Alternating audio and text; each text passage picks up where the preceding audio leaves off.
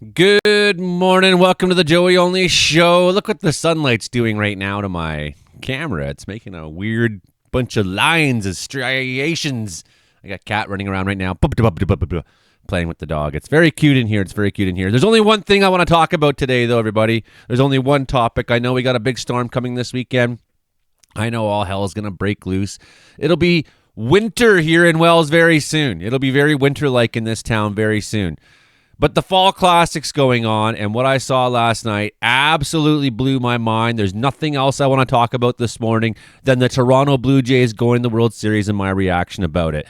It was unbelievable. First of all, I just got to say, the emotions of last night's game were intense for me. Were intense. Where like through and I kind of wondered all playoff long. I was like, there's not been this game yet where it seemed like certain failure was imminent, and then this moment where the lid just blows off and everyone loses it, like happened when Springer came up to bat.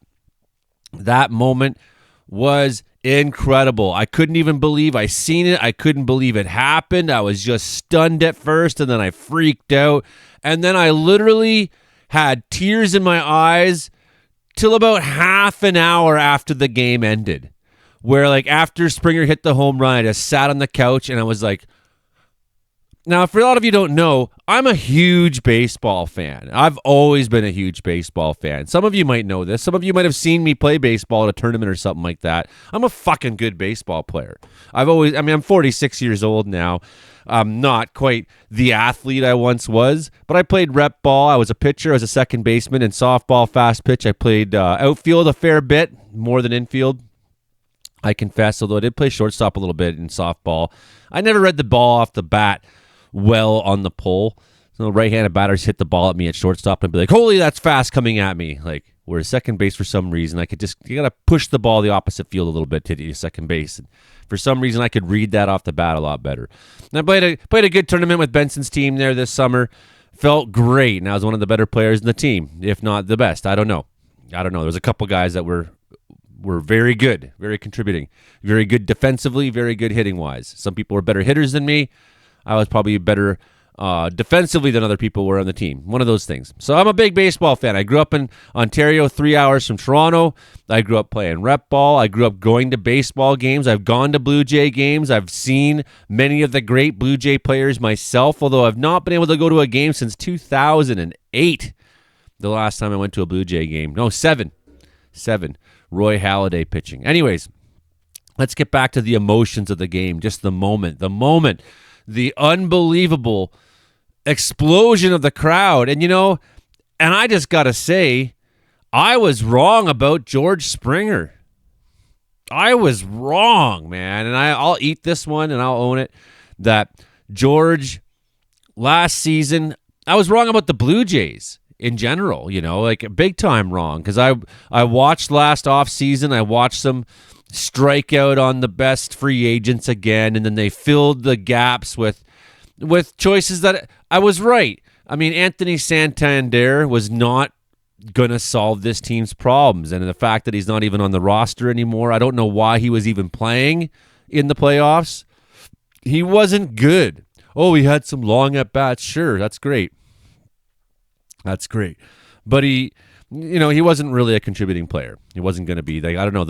We gave $90 million to Santander, and I'm skeptical he'll ever be a contributing Blue Jay. However, I was skeptical that George Springer would ever be a contributing Blue Jay again. Last offseason, I'm looking at the team, and I'm like, well, Springer's done. He batted, and then spring training comes along, and he's not good. The front office, they're picking up washed up talent again. They got Justin Turner the year before, and I was like, hooray. Really, you're getting the second-rate guy who's available. And I felt like Springer should probably just call it a career. The guy, he hasn't been good for a number of years. He was actually bad last year. He was bad. I don't know what changed with George Springer. I think designated hitting more and not being a fielding player probably has something to do with that. George Springer, I can't believe what I witnessed last night. Unbelievable. So I was wrong about Springer. I was wrong about the team where I'd said last winter, I was like, they've done so little this offseason that I don't even know what the point of watching next year is. I said, I'm not going to watch this next year, and I didn't really watch the last season. I didn't watch last year either at all. Didn't pay attention. This year I started paying attention right around the time they started getting hot. I started tuning in a little bit. It's like, oh, they're on a 3-game win streak. I started tuning in more consistently around then. Then once they started getting very hot, I started watching every day. And then I realized this is a team I better be paying attention to. I like the way they play baseball. They play baseball the way I play baseball, which is I wasn't a guy who was going to hit a lot of home runs. That wasn't my game. My game was to steal bases, be mouthy, run, dive, challenge, get on base any way I could. I didn't care about the big hit. I didn't care how sexy my hit looked. I just wanted to get on base. I feel that's very much the ethic of the Blue Jays. I was very good at not swinging. I was like, well, you little league pitchers, if you can hit the strike zone, I'll swing. But I'm going to stand here for a minute first and see if you can actually hit the strike zone. Sometimes I'd walk in 4 or 5 pitches. I like their style. I like the way this team plays baseball. I like the way they grind out at bats. I like the way that they play the small ball. That's my style. It's the dirty baseball playing. And if you know me, if you knew me back then as a kid, if you knew Mike Graham, who was my best friend at the time, I got a lot of my baseball attitude from Mikey Graham, not from my own family. Mikey Graham, he was the catcher. I threw to him. All winter long, we'd be in his basement, practicing bunts and throwing balls. Like, we were ridiculous. And Mikey was a gritty player. He was like that. He would always be dirty. He would always have blood coming out of some part of him. Loved him for it. Rest in peace, Mikey. I was wrong about these Blue Jays. And I started watching. And then by the time that the Dodgers series came up, I was like, better pay attention because there's a good chance it's going to be Blue Jays and Dodgers in the World Series. And the Dodgers, they did go to Los Angeles. The Dodgers did kick their ass the first 2 games. And I thought, well, you're going to win the series because it's in Los Angeles. But the Blue Jays came back that 3rd game and beat the Dodgers. So we know from this season, although only 3 games, the Blue Jays can, in fact, win a baseball game in Los Angeles. That's possible. So I think that's going to happen. Okay. What about Dodgers should fear the Blue Jays because of the way they play baseball, because of the way they hit, grind. Now, good pitching usually beats good hitting. So the Blue Jays are up against a very deadly team. They're up against a very deadly team, and we're going to talk about that in a minute. But I just want to finish off on the George Springer conversation, and let's talk about where I think the George Springer home run lands all time. All time in baseball's great Blue Jay moments, right? So I made a little bit of a list, and it may be controversial to some of you. My top 5 Blue Jay home runs all time. So I got in asterisks, it would be the number 6, the Edwin Encarnacion wild card extra innings home run in Baltimore 26. However, that was a very exciting, and extra innings too. It was a very exciting home run. It would get higher on this list, but I think what makes the home runs important on my list is the situation in which they came up. So the wild card game being the least important game in this list, although it was maybe one of the more exciting home runs. I think in some ways it was a greater home run than Roberto Alomar's Game 5 ALCS against Oakland 1992. Except when Alomar hit that home run in the 8th inning, and this was back, Dennis Eckersley, man, you couldn't hit that guy for anything. You look at his statistics in 1990, for example. He had over 50 saves and an ERA that was below 1. Dennis Eckersley was crazy. He was a crazy pitcher. He was so hard to hit. And in the inning before that, he'd struck out the Blue Jays. He was pumping his fist. They put him in at the bottom of the 7th. They're going to pitch Eckersley right to the end there. And Oakland would have taken a 3-2 series lead, I believe was the case. It was Game 5, yes. And, Eckersley gets the strikeout. He does the fist pump. He points. He's like, hooting and hollering like, yeah, take that. Then Alomar, of all people, he only hit 12 home runs that season. No one thought Robbie Alomar was a home run hitter. And to hit that off Dennis Eckersley, that was the moment that series changed. That was the moment that Oakland had no chance left and the Blue Jays were on their way to the World Series. I mean, everything that happened the next 2 years happened because of that Roberto Alomar hit. And I feel that way about the Ed Sprague hit, too. We'll talk about that in a minute. Of course, the Game 5 home run by Jose Bautista. And I made something pretty funny here. I got to talk about this here. But like my feelings on the Jose Bautista home run, comparing them to the George Springer home run. Because, Springer hit a game-winning 3-run home run off a 96-mile-an-hour sinker in the bottom of the 7th inning for the Blue Jays to take a winner all game. 10 years later, that's this year.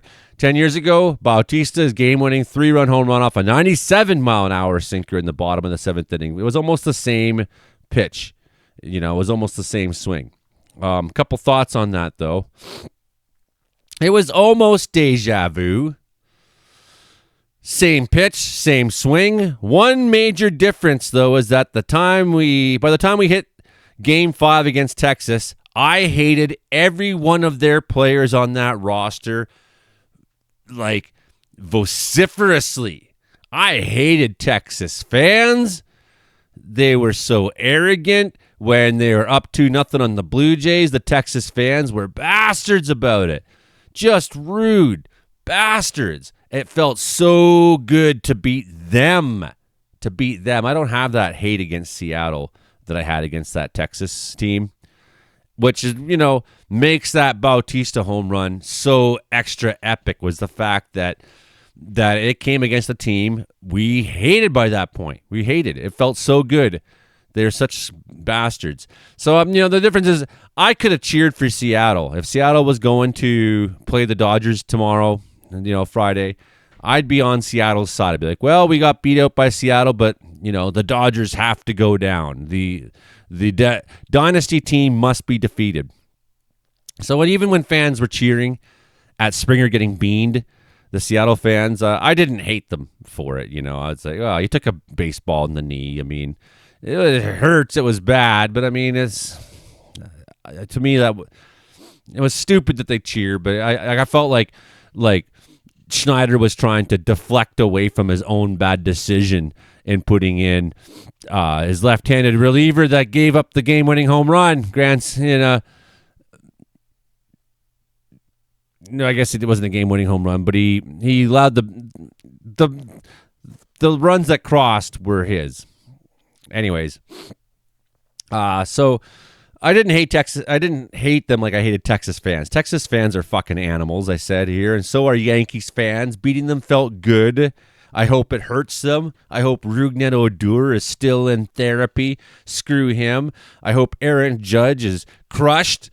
Despite how awesome revenge is, the Springer dinger is bigger. There's no doubt about that, right? So the Springer dinger is bigger.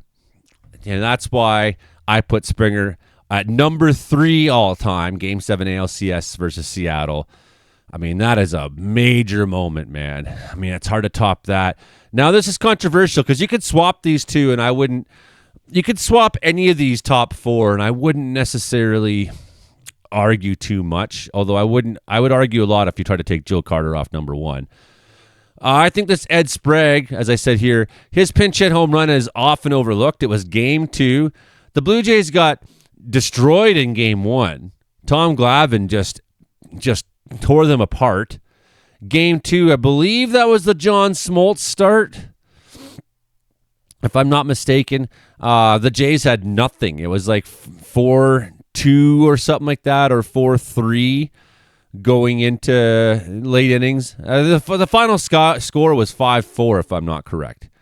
Anyways, in that game, too. So Sprague comes up in the bottom of the 9th, and the Blue Jays had nothing going for the first 2 games. They're about to come out of Atlanta, 0-2 in the series, go back to Toronto, and then everyone's like, well, Atlanta's just going to stomp them from here on out. Like, as I'm watching the game at the time, I felt like this is the end. Well, it was fun, but the Blue Jays aren't winning the World Series.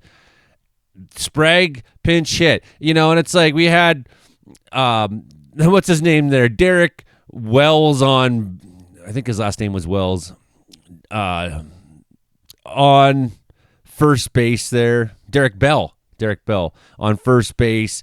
You're at the bottom of the order, putting in a pinch hitter. Like, it seemed like hope was gone. And then Sprague, who nobody even knew, hits the home run, ties the series to go back to Toronto. Toronto walks off Game 3 in Toronto, thanks to Maldonado, I believe, and takes Game 4. And next thing you know, the Blue Jays are on their way to the steamrolling the Atlanta Braves, and it was awesome. And I felt like that World Series championship and the next year's may not have happened if Sprague doesn't come in and hit that home run. It's often overlooked. At the time, we were so defeated. I was sitting at home with my mom, just like, this sucks. It's the ninth inning, and bam, Sprague turned it all around.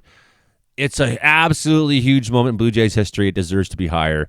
I saw it was number 7 or number 9 in all-time great. Maybe it was number 9 in all-time great Blue Jay playoff moments on the Sportsnet list, which doesn't include this year's moments. It was a list put out a couple weeks ago. But I thought he deserved better than number 9. As exciting as the Bautista backflip is, and they had that number 2, I still think that comes behind Ed Sprague, and now George Springer's home run has leapfrogged it. So that's a couple things on that right now. What else have I got, though, to talk about today? Let's talk about MLB hitting stats in the postseason. So we're going at hits, not average, because like anybody, you could have one at bat and bat 1,000. But Guerrero, 19 hits. Clement, 18 hits. Look at this. This is crazy. They hit so well. 12 RBIs for Vladdy, 7 for Clement.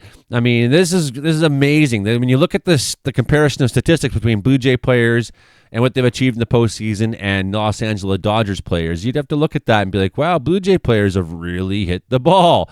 So here's a good example. Nico Horner.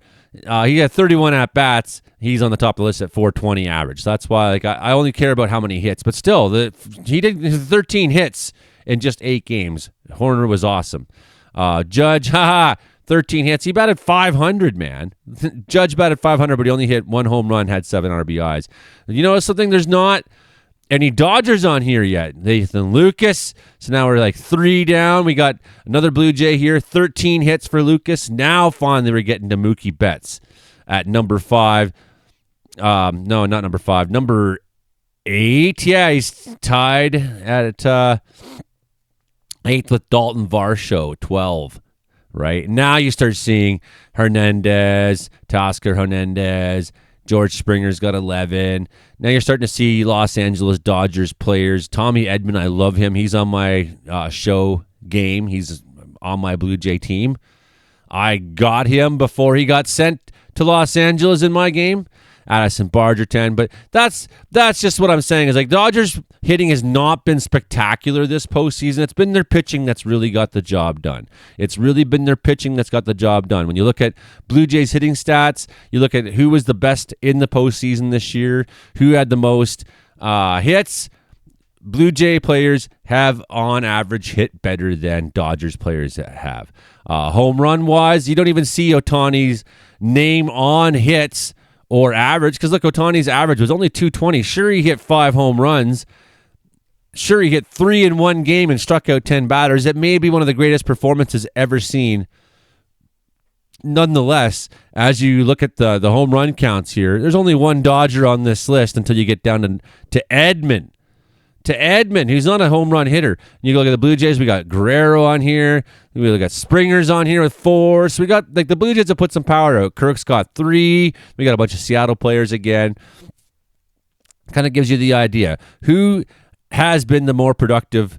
Teoscar Hernandez has 11 RBIs, so that's, sad for Blue Jay fans.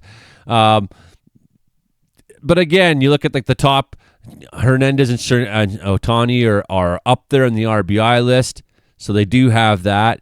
But on the whole, when you start going down the list, you see there's more Toronto players in this top 15, top 20, whatever. The Blue Jay players have managed to do well that way. Strikeouts, looking at strikeouts, this is why Seattle lost, partly.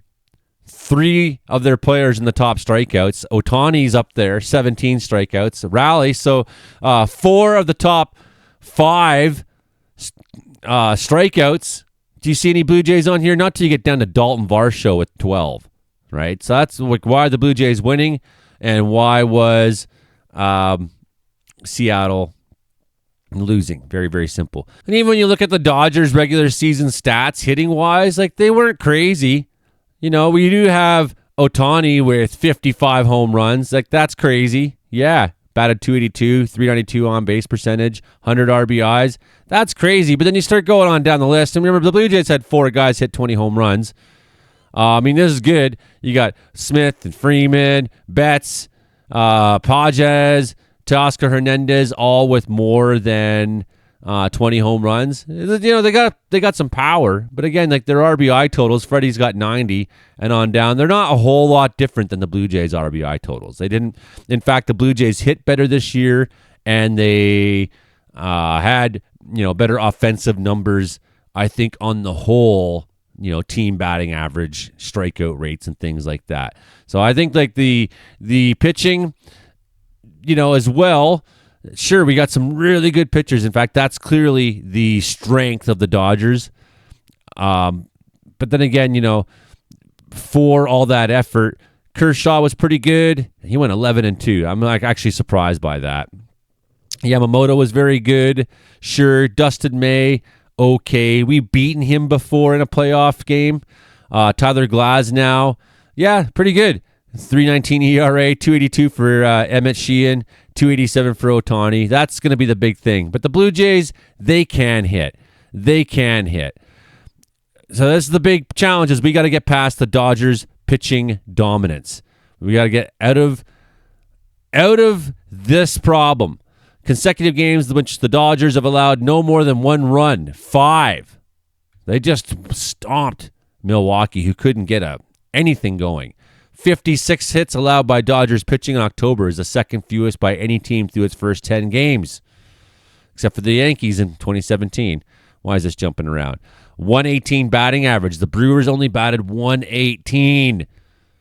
That's insane. 51 outs recorded by Snell and Yamamoto against the Brewers in Game 1 and 2. Become the first pitcher in Game 1, Snell did with 10 or more strikeouts, 1 or no hits, and no walks allowed in an outing of 8 or more innings. It was insane. Yamamoto followed with a 3-hit complete game in Game 2. The Dodgers let their pitchers pitch the whole game. They're not going to just go to the bullpen out of some ideological fucking madness that Schneider has. Like, well, we can't let them face the order a third time. The Dodgers don't care. Their pitchers are good enough, and their manager believes in them. They will pitch the whole game long.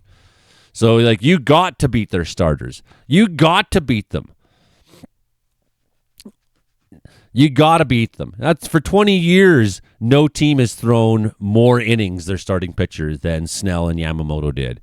69.9% is the share of Dodgers 92 innings that have been thrown by starting pitcher in the playoffs. Their starting pitchers do not sit down. Okay, 140 collective ERA. That's crazy. Only the 81 Mets, or 73 Mets and 81 Dodgers can compare. 408 opponents on base plus slugging against the Dodgers pitching. That's the lowest allowed by a team starting pitcher for the first 10 games of a season. 39.4% whiff rate. Guys are swinging at Dodgers pitchers and not hitting it. 19, the number of pitchers since earned runs became official in both leagues to finish a postseason with at least 20 innings pitched in a sub-1 ERA. It happened in 2017 where Masahiro Tanaka posted a .90 ERA over 20 innings for the Yankees. Snell, who owns a .86 ERA in 21 innings this postseason, could join that list. But he's not alone among the Dodgers hurlers with a chance to do it. Glasnow is at .68 in 13 and one-third innings and will carry a sub-1 ERA in the Fall Classic. That's crazy. 99.2. Sasaki's average four-seam fastball velocity this season, up from 96 miles an hour. The pitch has yielded 1 hit in 16 at-bats. Add in a splitter, generating a 50% whiff rate in the playoffs, and Sasaki has been lights out closing games for Los Angeles. So we're very worried about facing Dodgers pitching. Very worried. Okay, well, that's all we got for you. Game 1, Savage versus Snell, Friday night, 5 p.m. Pacific Standard Time. It lines off 8 p.m. in the East. Can't wait. Hit like, share, subscribe. Caribou Weather Dude YouTube channel. We'll see you then. Go Blue Jays, go!